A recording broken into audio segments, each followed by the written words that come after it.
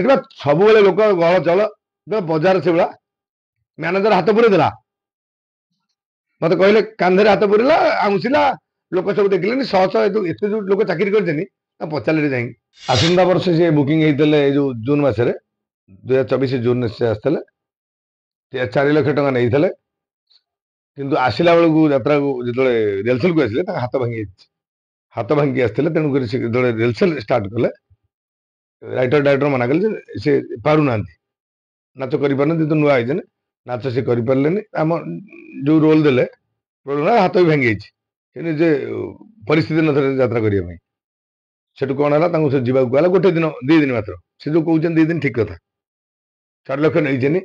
2 ଦିନ ପରେ ଆମେ କହିଲୁ ପଇସା ଫେରିକି ଆପଣ ଯିବାକୁ ପଡିବ କାହିଁକିନା ଆମେ ପଇସା କାମ କରନା ପଇସା ଦେଇଦେବୁ କି ପଇସା ସେଠୁ ସେମାନେ କହିଲେ ଯେ ମୁଁ ଦେଇପାରିବି ନାହିଁ କିଛି ଦିନ ଟାଇମ ନେବି ଆପଣମାନେ ଦେଖନ୍ତୁ ସେ ନିଜେ ଲେଖିକି ଯାଇଛନ୍ତି ଏ ଯୋଉ ଇଏ ଦେଖନ୍ତୁ ଏ ନିଜେ ଲେଖିକି ଦେଇ ତାଙ୍କ ହାତ ଲେଖା ଯେ ଏତିକି ଦିନ ଭିତରେ ପଇସା ଦବୁ ପଇସା ନ ଦେବାରୁ ଆମେ କୋର୍ଟର ଦ୍ୱାରସ୍ଥ ହେଲୁ କୋର୍ଟ ଦ୍ୱାରସ୍ଥ ଯେତେବେଳେ ହେଲୁ ଆମେ ଯେତେବେଳେ ନୋଟିସ କଲୁ କୋର୍ଟ ନୋଟିସ ଏଇଟା କୋର୍ଟ ନୋଟିସ ଦେଖନ୍ତୁ କାହିଁ ଫେରେଇଲେନି ବୋଲେ 4/10 ରେ ଆମେ କରିଛୁ ନୋଟିସ ଦେଖନ୍ତୁ 4/10/2024 ରେ କରିଛୁ ତାଙ୍କ ଓକିଲ ତାର ଉତ୍ତର ଦେଇଛନ୍ତି ଯେ ମୋ ଇଏ ଦସ୍ତଖତ ଦେଇଛନ୍ତି କଣ ବ୍ଲାଙ୍କ ପେपर ଦସ୍ତଖତ ଦେଇଛନ୍ତି ତାଙ୍କ ଓକିଲ ଦେଖନ୍ତୁ ଏଇଟା ବି ଦେଖନ୍ତୁ ତାଙ୍କ ଓକିଲ ଦେଇଛନ୍ତି 4/10 ରେ ଯେ ଲେଖିଛନ୍ତି ବ୍ଲାଙ୍କ ପେପରରେ ଆମେ ସାଇନ ନେଇଛୁ ବୋଲି କିନ୍ତୁ ତାପରେ ଆମେ ଆଇନ ଆଶ୍ରୟ ନେଲୁ ଆମେ କୋର୍ଟ ଦ୍ୱାରସ୍ଥ ହେଇଛୁ ମାନେ ଯିବୁ ସେ ପଇସା ନ ଦେବାରୁ କିନ୍ତୁ ତାଙ୍କର ଓକିଲ ତା କହିଛନ୍ତି ଭୁଲ ତଥ୍ୟ ଦେଇଛନ୍ତି ସେ ନିଜେ ହାତରେ ନିଜେ ଲେଖିଛନ୍ତି ଏଇଟା ପୁରା ତାଙ୍କ ପ୍ରମାଣ ଦରମା ଖାତା ବି ଦେଖେଇ ଦଉଛି ଦେଖିବେ ପଇସା ନେଲା ପରେ ଯେତେବେଳେ ପଇସା ମାଗୁଛୁ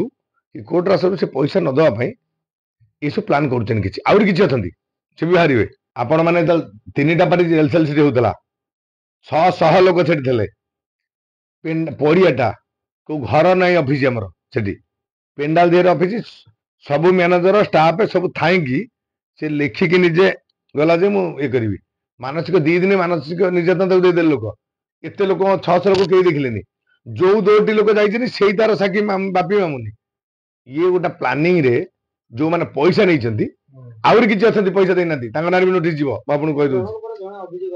ପଇସା ଯୋଉମାନେ ନେଇଛନ୍ତି ଗୋଟେ ଗ୍ରୁପ ହେଇଛନ୍ତି ଯୋଉମାନେ ବା ପଇସା ନ ଦେବା ପାଇଁ ଚାହୁଁଛନ୍ତି ଏସବୁ ଆଲିଗେସନ ଆଣୁଛନ୍ତି ସେ କାନ୍ଦିକି ଅଭିନୟ କରି ଦେଖୁଛନ୍ତି ତ କି ଅଭିନୟ କହିଲେ ଆପଣ କାନ୍ଦିକି କରୁଛି ସେଠି ଯେତେ ଷ୍ଟାଫ ଥିଲେ ମୋ ପାର୍ଟିକୁ ପଳେଇ ଯାଆନ୍ତୁ ଆପଣ ମାନେ ବୁଝିବେ ମୋ ଗାଁକୁ ଯାଆନ୍ତୁ ବୁଝିବେ ସେଠି 600 ଲୋକ ଗୋଟାଏ ଜାଗାରେ ଥିଲେ କେହି ଗୋଟିଏ ଲୋକ ଜାଣିଲେନି ଆଉ ସିଏ କଣ ପୂର୍ବରୁ ତାପରେ ଏଠୁ ଗଲେ ବାଘାତିନି ମାଲିକଙ୍କ ନାଁରେ ବାରଙ୍ଗ ଥାନାରେ ଏଫଆଇଆର ଦେଇଥିଲେ ଆପଣ ବୁଝିବେ ସିଏ ତ ପଇସା ମାଗିଛନ୍ତି ତାଙ୍କ ନାଁରେ ଏଇ ଏଫଆଇଆର ବି ଦେଇଛନ୍ତି ଯେ ସମ୍ପୂର୍ଣ୍ଣ ମିଥ୍ୟା ଆପଣ ଜାଣିନାହାନ୍ତି ମୁଁ ସତରେ ଅଛି ଆଜି ବି କହୁଛି ଉଚିତ ଆପଣ ମାନଙ୍କୁ ଦିଆହଉଛି ନା ନାଇଁ ଇଏ ଲୁଚିବା ଯଦି ନଥାନ୍ତି ଏ ଯୋଉ କୋର୍ଟ କାଗଜ ସବୁ କରିଥାନ୍ତି ପଇସା ନ ଦେବାକୁ ମାଗିଲା ବେଳକୁ ପଇସା ନ ଦେବା ପାଇଁ ସବୁ ବାହାରିଲ ସେଠି ସବୁବେଳେ ଲୋକ ଗହଳ ଚଳ ବଜାର ସେଭଳିଆ ମ୍ୟାନେଜର ହାତ ପୁରେଇ ଦେଲା ମତେ କହିଲେ କାନ୍ଧରେ ହାତ ପୁରେଇଲା ଆଉଁସିଲା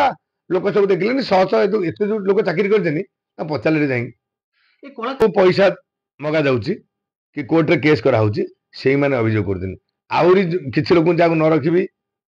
ତାଙ୍କୁ ବି କୁହାଯାଇଛି ସେମାନେ ନାଁ ମୁଁ କହିବିନି ଯେହେତୁ ସେ କହିଛନ୍ତି ପଇସା ଦେଇଦେବା ପାଇଁ ତାଙ୍କ ନାଁ ବି ମୁଁ କହିବାକୁ ଚାହୁଁନି ପଇସା ମୋର ବହୁତ ଅଛି 1.5 କୋଟି ଟଙ୍କା ବାହାରେ ପଡିଛି ପଇସା ଦବାକୁ ପଡିବ ତାଙ୍କୁ